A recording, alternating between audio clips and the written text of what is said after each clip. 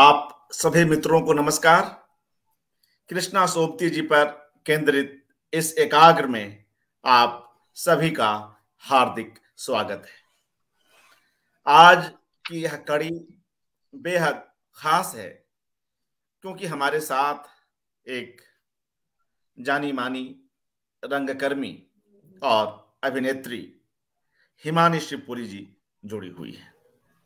मैं आप सभी मित्रों की ओर से उनका हार्दिक अभिवादन करता हूं। धन्यवाद धन्यवाद।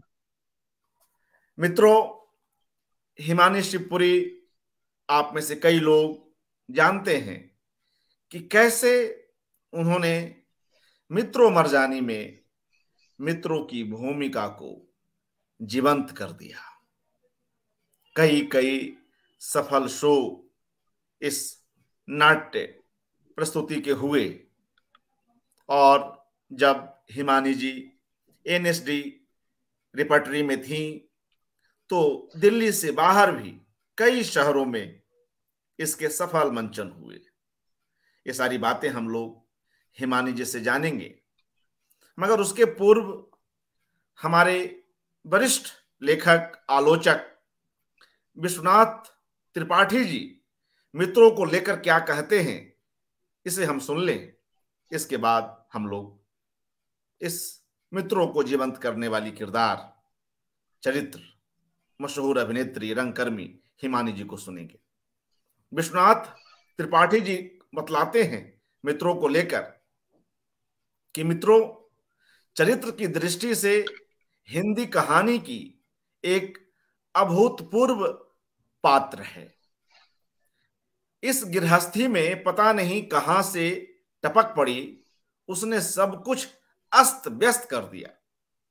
ऐसा सजीव सदेह पात्र किसी परिवार को तोड़ देता, पति को पागल कर देता, हत्या हो जाती। लेकिन मित्रों को ऐसे धर्मभीरु मध्यवर्गीय परिवार में डालकर कृष्णा सोबती ने बेलौस टक्कर की योजना की है। यह टक्कर बहुत तेज है लेकिन खत्म नहीं होती। विरोधी स्थितियां पूरी कथावधि में सक्रिय रहती हैं, अनेक दांव पेच करती हुई।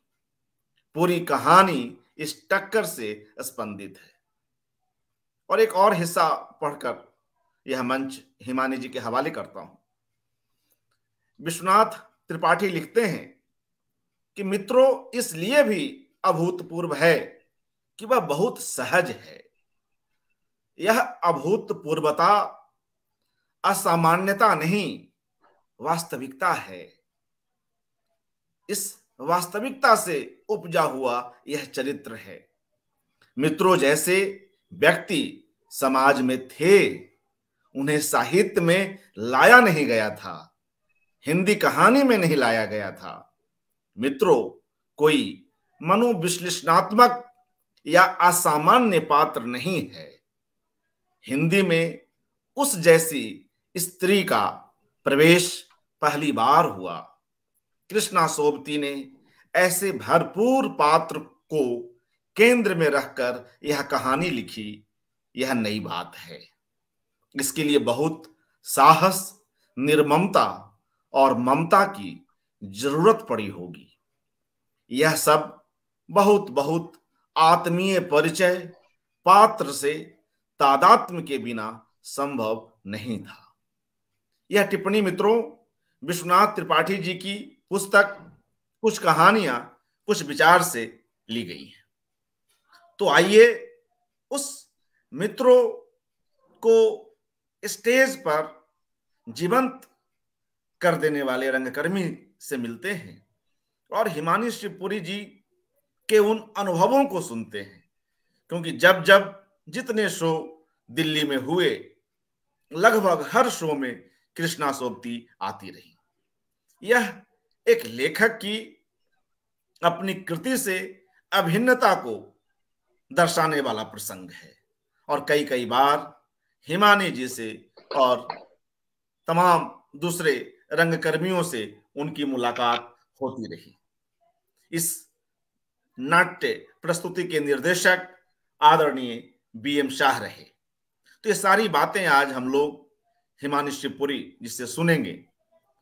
तो एक बार पुनः स्वागत हिमानी जी, आपने समय निकाला, धन्यवाद। और कृपया अपना वक्तव्य आरंभ करें। जी। मुझे एक सौभाग्य प्राप्त हुआ मित्रों जी, कृष्णा सोबती जी की अमर कृति मित्रों मरजानी को रंगमंच में करने का। और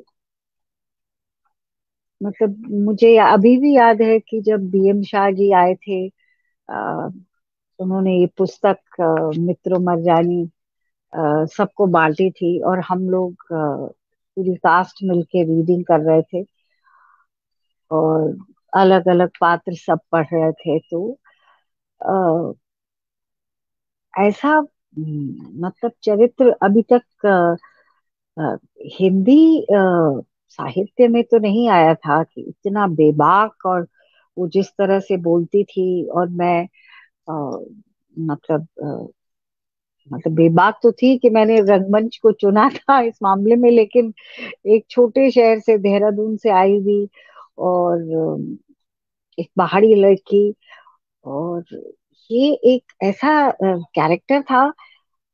तो मतलब कि एकदम जिसको कहते हैं बिंदास, और बिल्कुल स्पष्ट, ये मेरी डॉगी, स्पष्ट बात करने वाला, और अपने शरीर के एक नारी, जो कि हम लोग नारियों में हमको सिखाया जाता है कि लज्जा एक गहना है, और कैसे मतलब सर झुका के चलो, और वो, लेकिन मित्रों ऐसी बेबाक तरह चलती थी। तो उसको उसको करने में, पढ़ने में ही हमको, मतलब पहले पहले, ये मैं 1980 की बात कर रही हूँ 80s की बात है।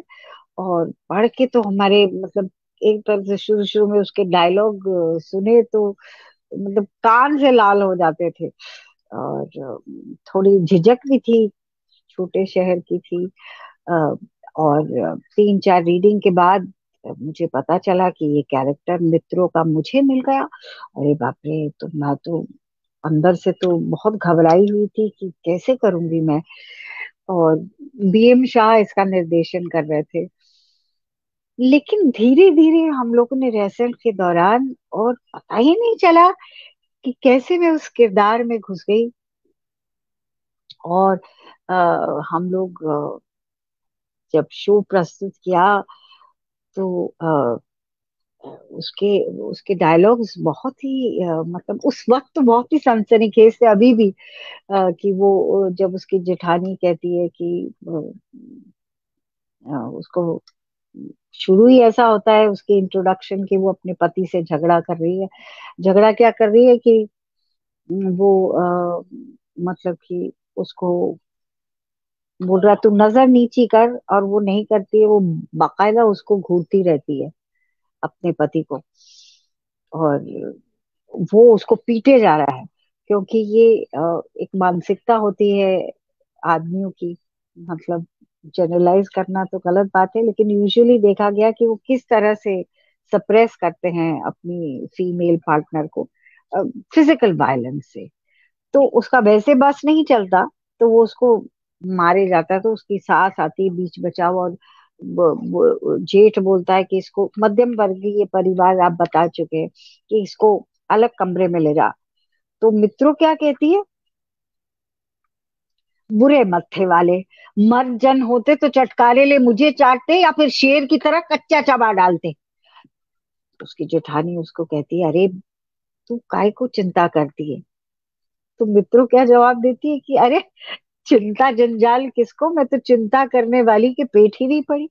तो ये ऐसा किरदार था उसको करने के लिए, मतलब बाकायदा उसके बैकग्राउंड की ऐसी क्यों हुई। मध्यम वर्गीय परिवार में एक लड़की ऐसी बेबाक, क्योंकि उसकी जो माँ थी वो बताती भी है। मतलब अभी भी मुझे उसकी इतने साल हो गए तभी भी मुझे उसके डायलॉग जबानी याद है। वो उसकी जेठानी उसको पूछती है कि मित्रों तू इस राख खुराक कैसे पड़ी। तो मित्रों बिल्कुल झिझकती नहीं है, कहती है कि तवे से काली मेरी माँ, और मैं गोरी चिट्टी उसकी कोख पड़ी। कहते हैं कि इलाके के बड़भागी तहसीलदार की मुहांदरा है मित्र। तब she is an illegitimate child. अब तुम ही बताओ जेठानी, मैं तुम्हारे जैसा सतपल कहाँ से पांव लाऊं? देवर तुम्हारा मेरा रोग ही नहीं पहचानता। बहुत हुआ हफ्ते पखवारे, और मेरी इस देह में इतनी प्यास है कि मछली सी तड़पती हूँ। तो ये उसकी ट्रेजेडी है कि वो पहली बार एक फीमेल कैरेक्टर आया जो कि ये बोल रहा है कि ये मेरी फिजिकली मुझे कुछ चाहिए जो कि मुझे नहीं मिल रहा है, और उसके लिए वो बगावत करने को तैयार। वो अपनी जेठानी से कहती है, मुझे अभी भी याद है कि हर शो में होता था, जब भी मैं कहती थी, और शाहजी ने इतने डेलिकेट तरीके से कि बस वो तो उपन्यास में तो लिखा है कि वो अपने सारे कपड़े उतार देती, तो मैं तो सिर्फ हम लोग पंजाबी परिवेश में रखा था, तो सलवार कमीज पहनते थे, दुपट्टा, तो मैं तो सिर्फ दुपट्टा झटक देती थी और उसको बोलती हूँ कि टुक आंखें खोल, इधर तो निरख जेठानी। तो जेठानी डर जाती। वो बड़ी सती सावित्री और बहुत ही मतलब सद्गुणी है उसकी जेठानी। वो कंट्रास्ट भी दिखाया कृष्णा जी ने, कितनी तरह की महिलाएं होती है। एक तो ये एकदम आइडियल बहू, और ये मित्रो एकदम बेबाक। वाई? क्योंकि वो उस बैकग्राउंड से आई है।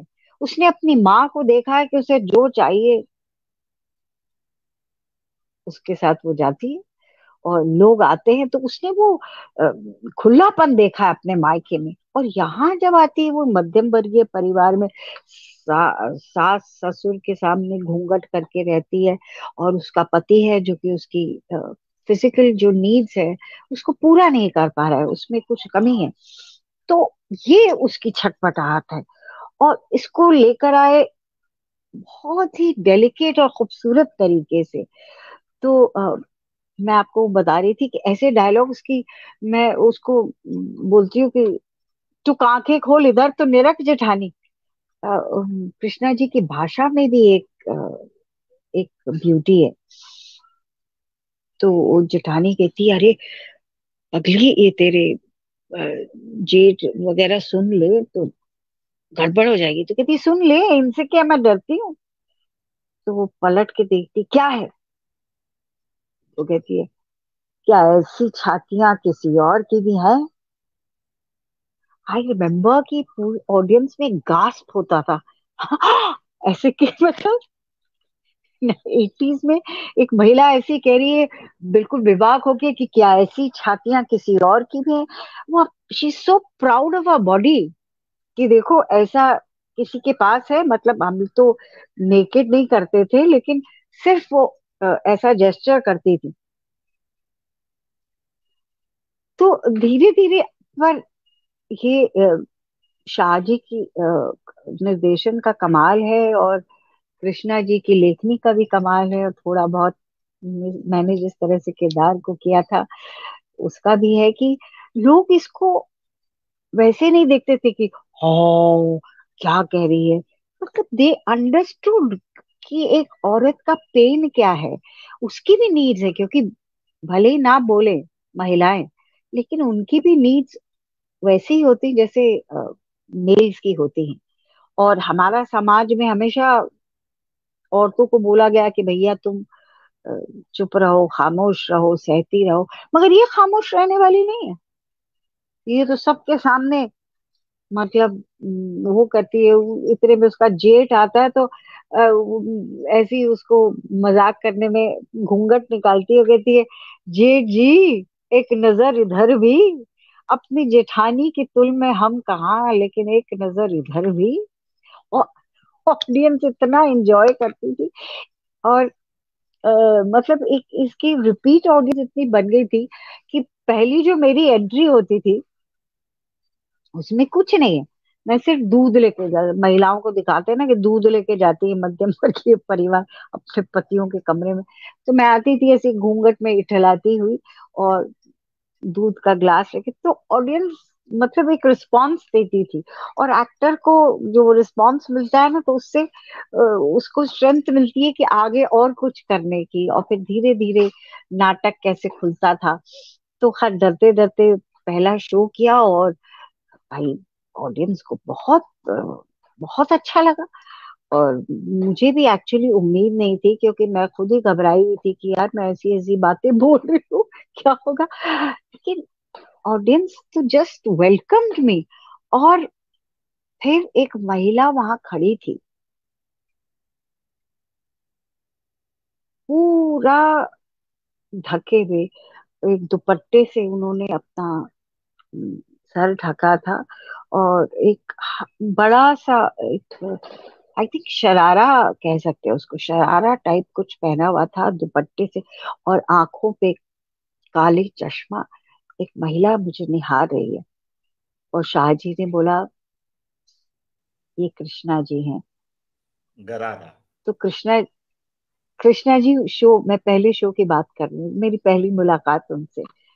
तो वो आई और मुझे एकदम गले से लगा लिया। कहने लगी, हिमानी, तुमने मेरी मित्रों को साकार कर दिया।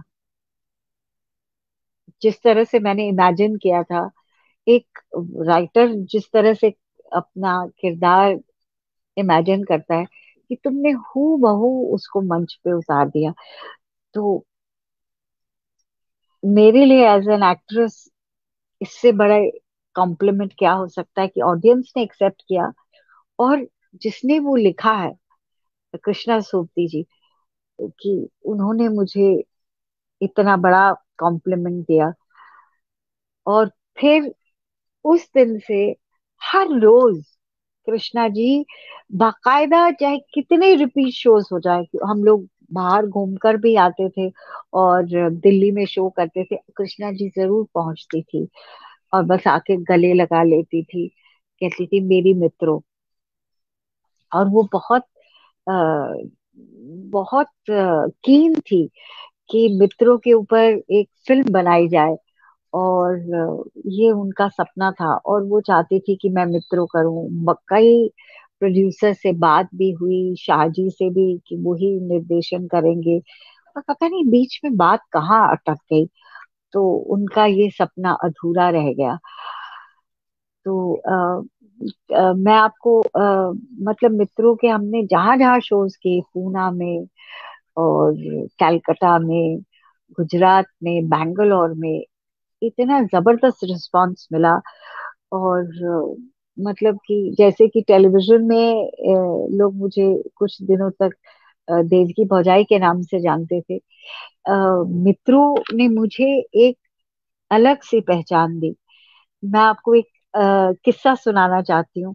मैं बाद में रेperटरी से बम्बई आ गई थी, और मैंने फिल्मों में और काम करना शुरू कर दिया था, फिल्म में, टेलीविजन में। तो मैं एक एड के लिए मद्रास गई हुई थी। सर्फ एशियन पेंट्स का एड था, दीवारों के बारे में। तो वो मैं एशियन पेंट्स का एड किसी मद्रास में किसी बंगलो में कर रही थी।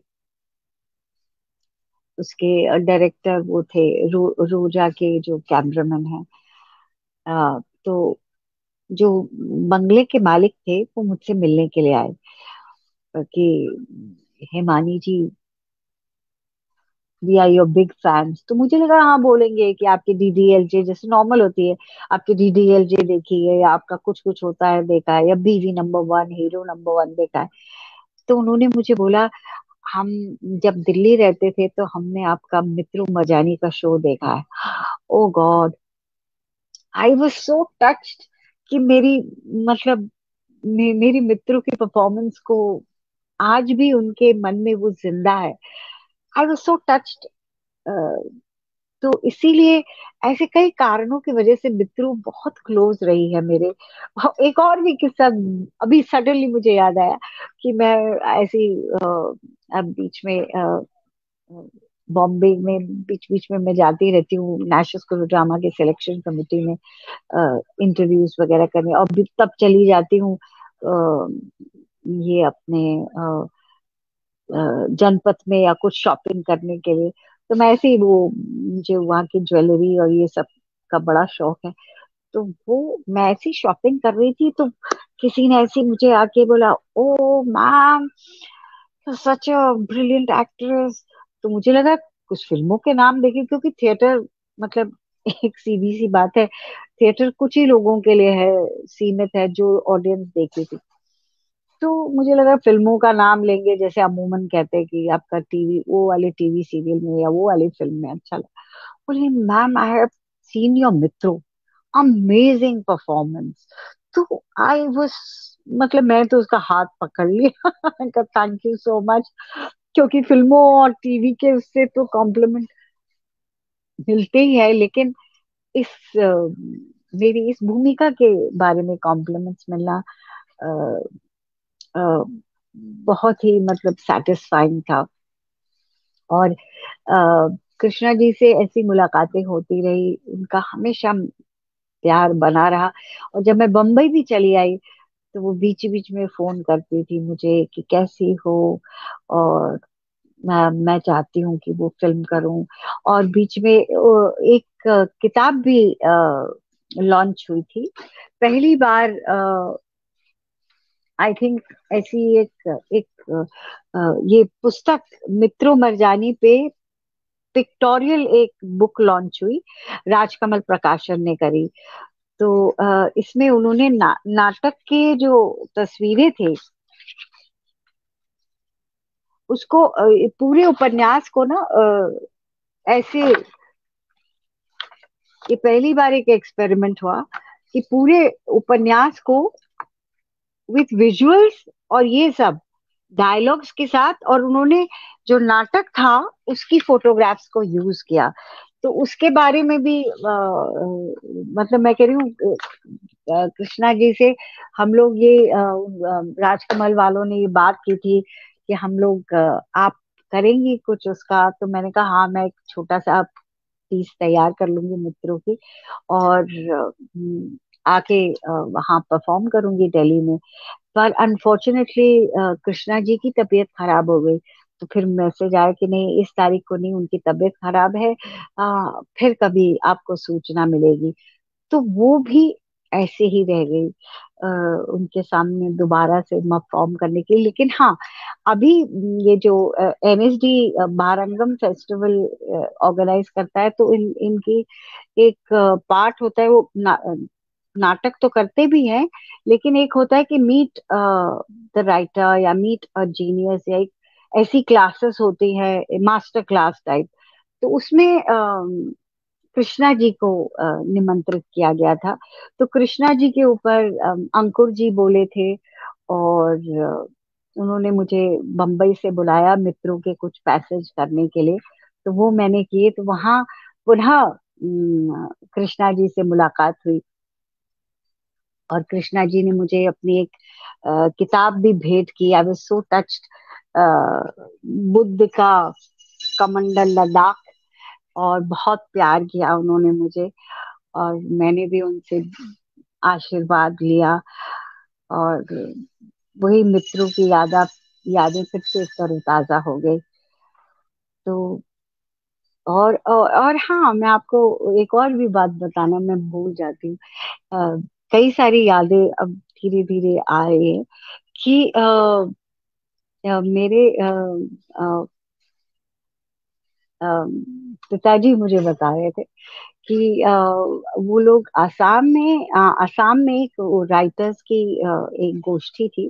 तो पापा भी, my father was also a writer, तो डॉक्टर हरिदत्त भट्ट शैलेश। तो पापा जी वहां गए गए थे, तो उनकी वहां पे कृष्णा जी भी आई हुई थी। तो वहां पूरी ऑडियंस के सामने वो बोलती हैं कि ये डॉक्टर हरिदत्त भट्ट शैलेश है, पर मैं तो इनको मित्रों के पापा के रूप में जानती हूँ।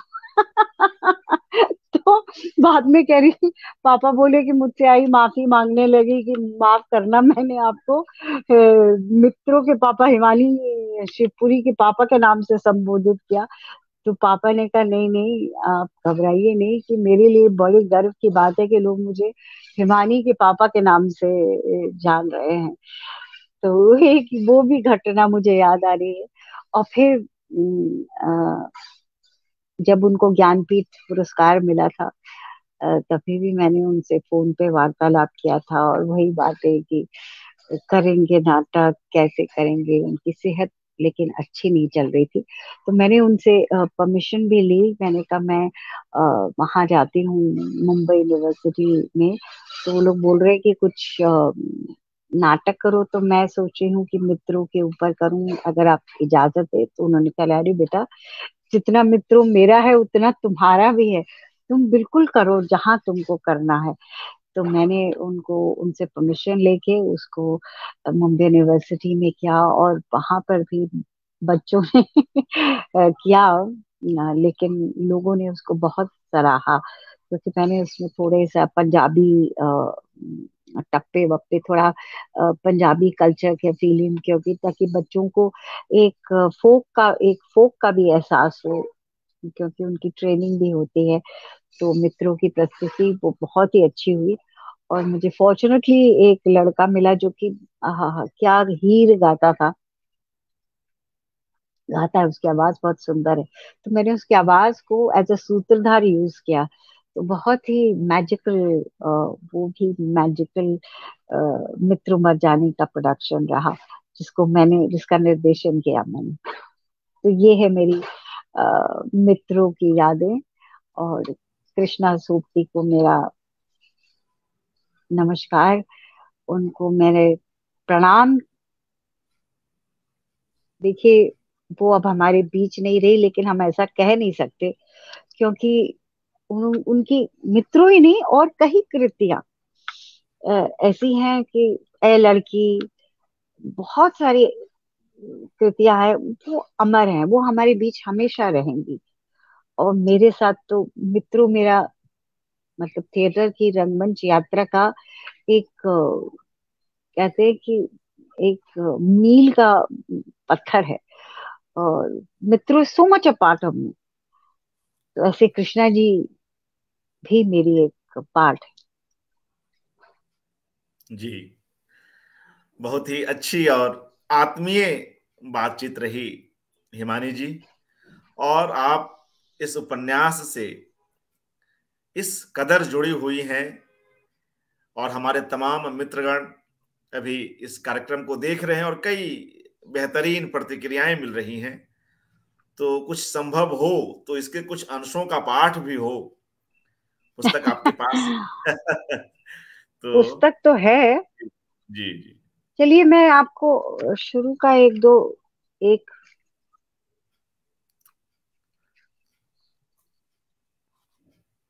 वही जो बड़ा इंटरेस्टिंग सीन है, जी जी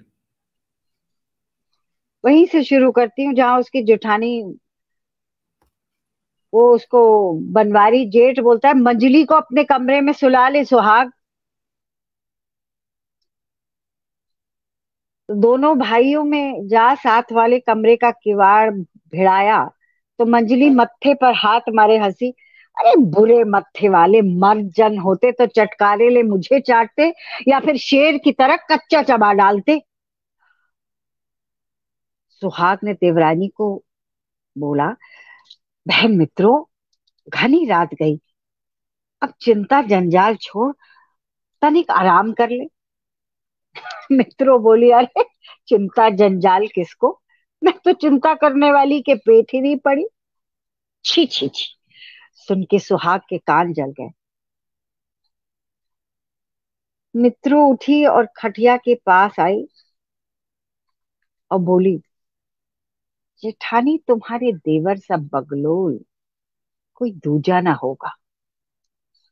न सुख दुख, न प्रीत प्यास, न जलन प्यास, बस आए दिन धौल धप्पा लानत मलामत, यहाँ उसका पेन निकल कर आता।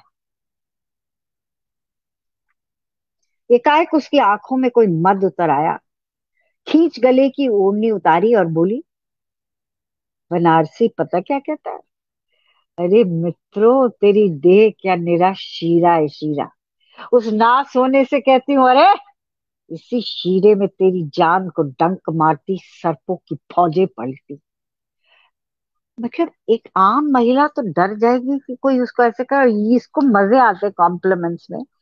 ए, ये ये वेस्टर्न महिला समझ सकती है कि कोई सीटी मारे तो उनको कॉम्प्लीमेंट लगता है, लेकिन हमको कोई सीटी मारे या कोई चूटी काट दे तो हम तो मतलब शर्मा जाए।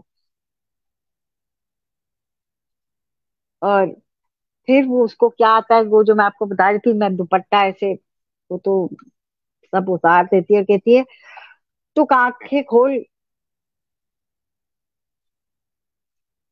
इधर तो निरख जेठानी। तो वो बोलती है, नहीं बोलती है, उसकी जेठानी, उसकी दूसरी शादी है, इन भाइयों के कान बड़े पतले हैं, सुन ले। अरे सुन ले, इनसे क्या डरती हूँ, पहन हो ले, इतनी सी मेरी बात रख ले बस। क्या है री, सच सच कहना जेठानी, क्या ऐसी छातियां किसी और की भी है? तो सुहाग, जो उसकी जेठानी, उसका तन बदन फूकने लगा और बोली, फटक जोगी, मरे पीछे पता भी ना पाएगी कि तू कभी जीती थी या नहीं। दिन रात घुलती इस औरत की देह पर तुझे इतना गुमान। अरे लानत है तुझ पर, घर घर तेरी जैसी काली मकाली औरतें हैं, उनके भी तुझ जैसे दो दो हाथ हैं, पांव हैं, आंखें हैं, और यही दो दो छातियां हैं। क्या तू अनोखी इस जून पड़ी है? मित्रों का जवाब, मैं सदके बलिहारी अपनी जेठ की सती साध्वी नार पर। जेठानी, मेरे जेठ से कह रखना, जब तक मित्रों के पास ये लाही ताकत है, मित्रों मरती नहीं। चुप रे धर्म पिट्टी, उठकर ओढ़ना ओढ़, नहीं तो मुझसे बुरा कोई ना होगा। अच्छा, वो मान लेती। फिर वो बोलती है, उसको पूछती है, देवरानी तेरी किस्मत बुरी थी जो तो आज इन भाइयों के हाथ पच निकली। मर खप जाती तो उस जंजाल से छूटती और वे भी सुरखुरू हो जाते। फिर ठुड्डी पर हाथ रखे बुरे मुंह से पूछा, सच सच कहना देवरानी, तू इस राह कुराह कैसे पड़ी? मित्रों झिझकी हिचकिचाई नहीं, पड़े पड़े कहा, सात नदियों की तारू तवे सी काली मेरी माँ, और मैं गोरी चिट्टी उसकी कोख पड़ी। कहते इलाके के बड़भागी तहसीलदार की मुहांदरा है मित्रों। अब तुम ही बताओ जेठानी, तुम जैसा सतबल कहाँ से लाऊं पाऊं? और देवर तुम्हारा मेरा रोग ही नहीं पहचानता। बहुत हुआ हफ्ते पखवाड़े, और मेरी इस देह में इतनी प्यास है कि मछली सी तड़पती। देवरानी, बहू बेटियों के लिए ही घर गृहस्थी की लीक लांगी नहीं कि समझ रहे? अरे ठोक पीट मुझे अपना सबक सिखाओगी तो मैं भी मुंडी हिला दूंगी, पर जो हौस स्तन व्यापी है, बस देवरानी, सो जा चुपचाप। हो सो जाती है, ख्वाब में देखती है कि आता है, तो यार इतना पढ़ा आपके लिए। जी आई होप इसको शुक्रिया। अंदाजा आपको लग गया होगा बिल्कुल। किस तरह का किरदार था। जी शुक्रिया हिमानी जी, आपने अपने उस दौर को भी जीवंत किया, और इस इस अद्भुत कृति का जिस तरह से, उसके कुछ अंशों का जिस तरह से पाठ किया, वह निश्चय ही सभी को वह पाठ अपील कर रहा है। एक सशक्त और सहज अदाकारी हम देख रहे हैं मित्रों, उसकी एक छोटी सी झलक। और अभी जिस पुस्तक की बात कर रही थी हिमानी जी, जिसमें उस नाटक के चित्रों को इस्तेमाल में लाकर प्रकाशित किया गया, तो उसके कुछ चित्रों को हम यहां पर रख रहे हैं, जिसकी बात अभी हमने कुछ देर पहले हिमानी जी से सुनी। कुछ कहना चाहें, कुछ कोई और ऐसी बात जो याद आ रही हो हिमानी जी? इतनी सारी यादें मैंने आपके साथ शेयर करी। जी जी बिल्कुल। अ, बिल्कुल हमारे साथ और तमाम लोग जुड़े हुए हैं। प्रयाग शुक्ल जी की भी प्रतिक्रिया आ रही थी, वे भी उन दिनों को याद कर रहे थे। वे लिख रहे हैं, प्रयाग शुक्ल जी, मुझे भी मित्रों मरजानी का मंचन याद है, 2-3 बार देखा था। हिमानी के अभिनय पर ही वह टिका हुआ था मानो। शाह जी मेरे मित्रों में से थे, उनकी स्मृति को नमन प्रणाम। हिमानी जी को सुनना अच्छा लग रहा है। ऐसी और धन्यवाद कई प्रयाग जी। प्रतिक्रियाएं हैं। जी जी, जो रंगमंच और साहित्य से जुड़े हुए लोग यहाँ जुड़े हुए हैं और अपनी बात रख रहे हैं। यह मित्रों उसी चित्र पुस्तिका से लिए गए कुछ चित्र हैं, और जिसमें हम देख रहे हैं कि कैसे एक कृति को एक रंगमंच के साथ जोड़कर, एक नाट्य प्रस्तुति के साथ जोड़कर लाया गया है।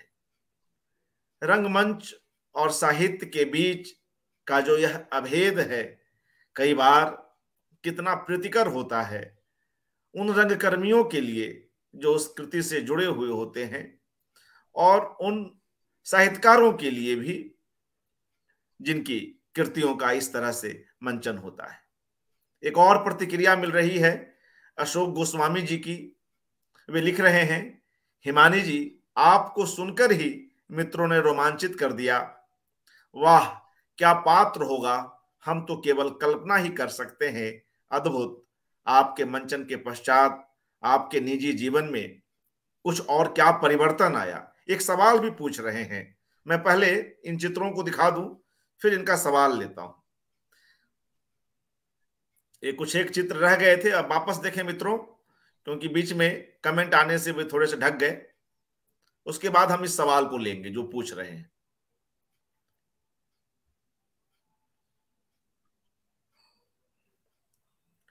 इन चित्रों को देखें, और मित्रगण को अगर सवाल करना चाहें तो कृपया करें, अच्छा ही लगेगा। हिमानी जी उनका जवाब देंगी।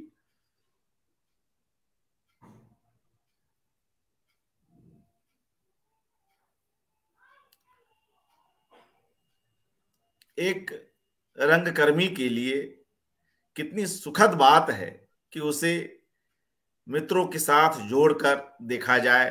वह अनुभव हिमानी जी को देश के अलग अलग हिस्सों में हुए, अलग अलग समयों में हुए। यह उस प्रस्तुति की अपनी एक सफलता है कि कैसे लोगों के जेहन में वे चीजें बसी हुई हैं। ये कुछ चित्र हैं, इसके बाद हम लोग कुछ सवालों को लेंगे।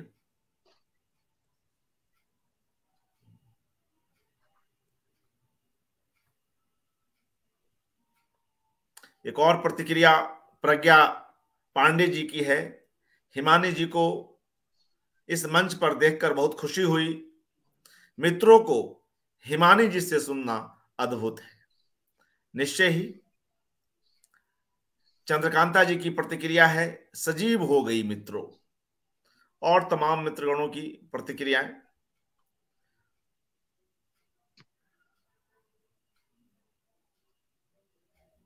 तो ये हमने कुछ चित्र यहां पर देखे मित्रों, और अब जाते जाते यह एक सवाल मैं ले लूं हिमानी जी, और इसके बाद हम जी लोग जरूर। इस बातचीत को समाप्त कर लेंगे। जी जी जरूर। ये सवाल अशोक गोस्वामी जी का है। वे पूछ रहे हैं कि हालांकि आपने इसकी चर्चा तो की है, लेकिन फिर भी कोई और ऐसी बात कि आपके मंचन के पश्चात आपके निजी जीवन में इस उपन्यास के मंचन के बाद आपके निजी जीवन में कुछ और क्या परिवर्तन आया? उस दौर में आपने मित्रों को रंगमंच पर जिया। आपकी प्रशंसा के लिए उचित शब्द नहीं मिल रहे।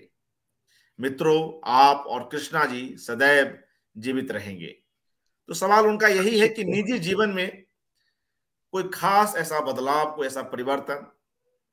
जी अब देखिए, ऐसा कोई परिवर्तन तो आता ही है, क्योंकि हम लोग एक्चुअली एक्टर्स लोग इतने कैरेक्टर्स करते हैं तो उनको करने में हमको उसकी साइक में घुसना पड़ता है, उसको समझना पड़ता है कि ये नारी ऐसी क्यों है, या ऐसा क्यों बोल रही है, या ये क्योंकि ये उसका बैकग्राउंड, तो ये कि उसकी माँ उसकी वही हिंट मिलता है कि वो कहती है कि मेरी उसकी माँ अ, एक फ्री स्पिरिटेड वुमन है जो कि डिफरेंट लोगों के साथ घूमती है। और उसने मुझे अवेयर कराया, जैसे मैं बोली कि मैं एक छोटे शहर से थी और बहुत सकुचाती थी। मतलब हाँ, बोल्डनेस था कि मैंने थिएटर को अपना करियर चुना था, केमिस्ट्री के पूरी फील्ड छोड़कर। मगर you know, I think I grew as a woman. मतलब कि हम लोग थोड़ा सा नेचुरली महिलाएं होती है ना कि, और खासकर वो दिल्ली था उस वक्त और मैं भी नॉर्थ की थी, तो वहाँ हमको थोड़ा बच बचा कर चलना पड़ता है, क्योंकि बसों में ट्रैवल करना तो अपने को ऐसे लिटरली अंधेरे से नहीं। तो वो बेबाकपना मित्रों ने दिया, मैंने मित्रों को दिया। मतलब एक एक दोनों तरफ के जो हाथ की ताली बनती थी। तो मुझे एक दूसरी किस्म की महिला को समझने का एक पर्सपेक्टिव मिला कि ये कैसी, मतलब इसकी भी अपनी इच्छाएं हैं। इसका पति मतलब खाली वो ही नहीं कि वो एक आदर्श बहू बने, बहू है वो अच्छी, मतलब वो दिल की बहुत अच्छी है, लेकिन उसकी एक ही प्रॉब्लम है, क्योंकि वो जिस बैकग्राउंड से आई है उसके लिए फिजिकल जो ये जैसे खाना खाना होता है वैसी एक उसकी बॉडी की जो डिमांड है उसकी भी पूर्ति होनी चाहिए। और उसको उसमें कुछ वो नहीं लगता है कि मुझे इसके बारे में हेजिटेट करना चाहिए। और वो बेझिझक है इस मामले में, she is proud of a body. तो ये सब एक एक नया एक आयाम मिलता है। हम जब बार बार जब एक हम अलग अलग किरदार जब प्ले करते हैं, तो एक ह्यूमैनिटी का, एक ह्यूमन नेचर को एक समझने का, हम मैं ये नहीं कह रही हूँ कि बिल्कुल समझदार हम बन गए मतलब मन तो, लेकिन ये बात मुझसे लेख जी ने कही थी, लेख टंडन, बहुत मशहूर फिल्म डायरेक्टर हैं जिन्होंने बहुत सारी फिल्में और सीरियल बनाए हैं, दुल्हन भाई जो पिया मन भाई और कई सारी। तो उन्होंने मुझे कही थी एक बात कि Himani, you are very lucky कि एक एक्टर की योनि बहुत मुश्किल से मिलती है, क्योंकि आप एक कोई भी आम इंसान, आप जैसे अर्पण, आप एज अर्पण जिएंगे, या कोई भी और होगा अपने, जैसे हमारे किसी का भी नाम ले लो, वो एज दैट पर्सन जिएगा। लेकिन एक एक्टर ही है जो कि डिफरेंट योनियों में, डिफरेंट योनि तो नहीं कह सकते, मनुष्य की योनि है, बट डिफरेंट लोगों को उसको कई जन्म लेने पड़ते हैं। हम लिटरली एक नए लाइफ में घुसते हैं और उसको जीते हैं और फिर उससे निकल आते हैं। तो कई जीवन हम लोग जी लेते हैं, कई कैरेक्टर्स हमको करने का मौका मिलता है, और हर एक कैरेक्टर आपको कुछ सिखा के जाता है, आप में कुछ परिवर्तन करके जाता है। और मित्रों तो मतलब एक महिला का एक ऐसी भी महिला का रूप हो सकता है, तो मेरा पूरा दृष्टिकोण खोल दिया। और आई मेरे चाल, इट अफेक्टेड माय वॉक, मैं कैसे चलती थी, मैं मेरे में बोल्डनेस आई, तो परिवर्तन तो हुआ।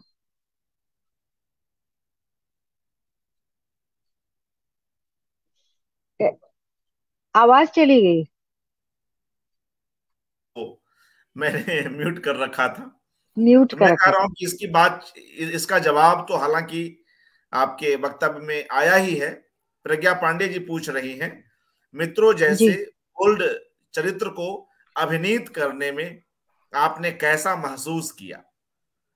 मैं तो ये वही बात कह रही हूँ कि कही जी। मैं कह चुकी हूँ वैसे, लेकिन फिर भी कि वो मैं उस टाइम तो फ्रेश आई थी, मतलब देहरादून से, मतलब 3 साल की ट्रेनिंग की, मतलब वो एक स्मॉल टाउन गर्ल के लिए ऐसा कैरेक्टर करना, अ, मुझे थोड़ा सा समय लगा। फिर मैंने अपने को समझाया, नहीं नहीं, ये हिमानी नहीं है, ये मित्रो है। ये ऐसी बातें कि ऐसी छातियां किसी और की भी है क्या, ये हिमानी नहीं बोल रही है, मित्रों बोल रही है। तो ये जब आपको समझ आ जाती है तो फिर आप लगता है, ऑफ कोर्स टाइम तो लगा, मुझे अपनी चाल बदलनी पड़ी, अपने बोलने का अंदाज बदलना पड़ा, और एक पूरा परिवर्तन लाना पड़ा अपने, धीरे धीरे वो रिहर्सल की प्रोसेस में आया। तो अपने से लड़ाई भी करनी पड़ी कि मुझ में जो ये शर्मीलापन है, जो मैं सकुचाती हूँ या ऐसे करके चलती हूँ, उससे निकल के आना है मुझे, मित्रों के परिवेश में, उसके शरीर में, उसके आत्मा में, आत्मा को जानना है, उसको मित्रों को जानना है। तो ये परिवर्तन लाना, स्ट्रगल तो किया अपने आप से, और अल्टीमेटली आई बिकेम मित्रों। I can say that because Krishna ji ने मुझे बोला। यस, बिल्कुल। और जाते जाते एक और आखिरी सवाल, हालांकि यह आपके अभिनय सामान्य को लेकर है। शिखर त्रिपाठी जी का प्रश्न है, हिमानी जी की इतनी उम्दा अदाकारी का क्या राज है? इसे निखारने के लिए क्या करती हैं? जब सुनने में इतने आनंद की अनुभूति हो रही है तो देखने पर क्या हाल होता होगा? Shikhar ji, thank you so much. मैं आपको वाकई बात बताऊं कि जिन लोगों ने मुझे स्टेज पर देखा है, और जो लोग मुझे फिल्म और टेलीविजन पे देखते हैं, वो मेरा 10% ही है। स्टेज पे जो जिन्होंने मुझे देखा है, अभी भी जब मुझे गॉड्स ग्रेस या आप लोगों का प्यार है कि आशीर्वाद है लोगों का, कि मुझे जब संगीत नाटक अकादमी अवार्ड मिला, तो वहां पर हम लोगों को परफॉर्म करना पड़ता है। तब मैंने मनु भंडारी की कहानियां का मंचन किया था अकेली। तो वहां पर भी लोग मतलब अचरज में थे कि अरे बाप रे, मतलब आपको फिल्मों में देखा है लेकिन वो तो कुछ भी नहीं है, मतलब। लेकिन क्योंकि अभिनय तो स्टेज में तो एक्टर ही राजा या रानी होती है। उस 1 घंटे में या 2 घंटे में अब पूरी ऑडियंस आपकी मुट्ठी में होती है, अगर नाटक अच्छा चल रहा हो तो वो जो फीलिंग ऑफ पावर है। और आपने मुझे कहा कैसे कर लेती है ये, मतलब मेरे ख्याल से मेरे जो एमएसडी के टीचर्स हैं और कुछ मेरी मेहनत है, कुछ निर्देशकों पर भी श्रेय जाना चाहिए कि हम लोग कैरेक्टर में कैसे अ, घुसते हैं, उसकी प्रक्रिया होती है कि कैसे करें, उसके लिए ट्रेनिंग ली है हम लोगों ने नेशनल स्कूल ऑफ ड्रामा में। तो लेकिन हमको कैरेक्टर करना, उसमें घुसना, वो पूरा प्रोसेस होता है, बड़ा मजेदार, डिफिकल्ट भी होता है, अपने आप से जूझना भी पड़ता है, जैसे कि मित्रों के किरदार में किया। तो मजा आता है। वो जो स्ट्रगल है, वो जो पीरियड ऑफ डिस्कवरी है, वो ही मजा है एक्टिंग का। और मित्रों से ही संबंधित एक और प्रश्न उदय भानु पांडे जी का, क्या मित्रों के पात्र को जीने में आपको कल्चरल शॉक लगा? जरूर, मैंने बताया ना, जब हमने रीडिंग ही करी तो मतलब मैंने बोला था, मैं थोड़ा सा सकपका सी गई थी कि कैसे ऐसे बोल सकती है, क्योंकि उसकी भाषा भी बड़ी आपको थोड़ा सा अंदाजा तो हो ही गया होगा। और मैं आपसे अनुरोध करती हूँ कि बहुत ही खूबसूरत कहानी तो नहीं है, जैसा कि आपने पहले बोला, ये लघु उपन्यास है। जी तो जी। इसको अगर आप पढ़ेंगे तो उसकी भाषा का भी अपना मजा है। कृष्णा जी ने जो भाषा की रचना की है, उसका जो उसका एक अलग रिदम है, जी। एक उसकी अपनी एक यूनिकनेस है। तो वो सब करने में बड़ा मजा आया। और मैं जैसे मैंने बताया कि मुझे अपने ये सब जो क्या होते हैं, खोल से बाहर आना पड़ा यही कहूंगी कि खोल से अपने बाहर आना पड़ा। जो मिडिल क्लास, क्योंकि है मिडिल क्लास की कहानी, लेकिन मिडिल क्लास में वो एक अनूठा कैरेक्टर डाल दिया, किरदार डाल दिया कृष्णा जी ने। तो मैं भी मिडिल क्लास फैमिली से थी, स्कूल टीचर की बेटी। तो मुझे भी उसको करने में थोड़ा सा कल्चरल शॉक तो लगा, लेकिन बाद में बहुत मजा आया। शुरू में तो बड़ा डरते डरते करा और शर्माते शर्माते सकपकाते करा, लेकिन जब कैरेक्टर आ गया और लोगों का रिस्पॉन्स मिला तो मुझे भी मजा आने लगा मित्रों करने में। शुक्रिया हिमानी जी, आपने समय निकाला और यह वार्ता संभव हुई। मित्रों, थैंक यू। हमने हमने शुरुआत में, इस कार्यक्रम की शुरुआत में विश्वनाथ त्रिपाठी जी की प्रतिक्रिया ली थी, और मैं सोचता हूं कि एक इतने बड़े आलोचक लेखक की मित्रों के संबंध में प्रतिक्रिया से ही इस बातचीत को समाप्त किया जाए। विश्वनाथ त्रिपाठी अपने उसी आलेख में लिखते हैं, मैं कोट करता हूं, रघुवीर सहाय की पंक्ति है जिसका भाव है कि इस दुनिया के सिर पर अंधेरे में अगर मैं एक डंडा मारूं तो यह किस भाषा में चीखेगी। मित्रों, इस कृति में संयुक्त परिवार की भीरू आत्मतुष्ट दुनिया के सिर पर पड़ने वाले डंडे की चोट है। ये कितनी बड़ी बात विश्वनाथ त्रिपाठी जी लिख रहे हैं कि मित्रों, संयुक्त परिवार की भीरू आत्मतुष्ट दुनिया के सिर पर पड़ने वाले डंडे की चोट है। आप सभी लोगों का हार्दिक आभार। आप लोग जुड़े रहे, आप तमाम मित्रों की प्रतिक्रियाएं हमें मिली, और कृष्णा सोबती पर यह एकाग्र आगे जारी है। कल हम पुनः एक नए कार्यक्रम में मिलते हैं, एक नए वक्ता को सुनते हैं। आप सभी का हार्दिक आभार। शुभ रात्रि।